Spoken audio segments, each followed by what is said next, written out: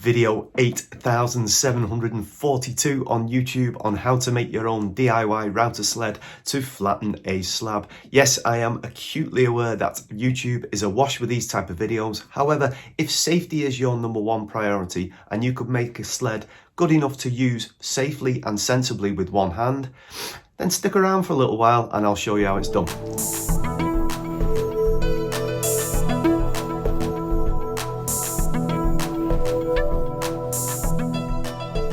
Hello again and welcome back to my channel. Now, about 4 weeks ago I posted this image on my Instagram feed as I was considering entering into the world of a 1/2-inch router, namely to flatten uneven slabs, but also for the variety of uses that these kind of machines offer. However, my main concern initially is they appear to be very much a two-handed machine for a two-handed operative. I did receive some fantastic feedback though from folk who thought there may be solutions out there for me, and I managed to whittle it down to a short list of two: the Festool QF1400 and the Triton TRA001. Now, over the last 12 months, I have been fortunate enough to purchase some Festool products. However, I currently do not have Festool kind of money, which brought me to the door of the Triton, and there certainly were a few features that did appeal to me as a one-handed woodworker. Firstly, the rack and pinion style plunge mechanism meant I could easily depress the router using just one hand, and there's also a fine adjustment mechanism at the top to raise and lower the cutter head. Secondly, it is extremely easy to change the router bits with one hand as the spindle locks automatically when you adjust the collet. And finally, the router also comes with this piece of track that I thought from a safety perspective might be very helpful when constructing my own DIY router sled. So, pardon the pun, I took the plunge, and a couple of weeks ago I ordered this machine here. And if you are interested, I'll leave a link in the description. I then started my homework on researching how to build a router sled, and the basic design's all very familiar, as I'm sure you will know. What did concern me though from a safety perspective were two things. Firstly, in the vast majority of DIY router sleds, the router's not held in place by a track or a groove, so if it's to hit something like a knot, could the router actually take charge and kick back at the operator? Secondly, I noticed most DIY sleds do not extend down the outside of the rails, again presenting a possible safety concern. So I hope you enjoy my version of a portable router sled, and if you've already made one, you might want to consider making some of my design adjustments to further improve the safety and operation of yours. So onto the build. I hope you enjoy it, and I'll see you at the end.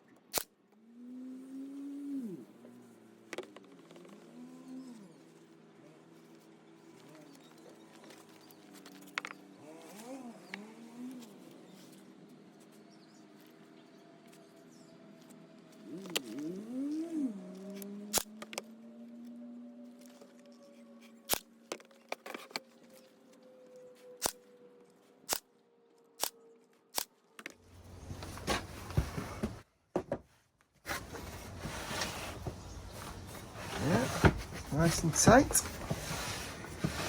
Right, let's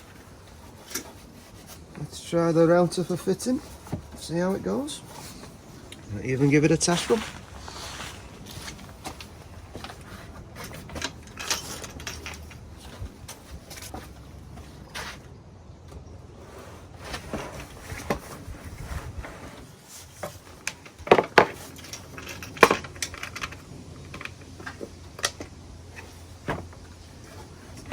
Play that, it's alright. Go on. Bugger. Oh no. It's not big enough. Oh well.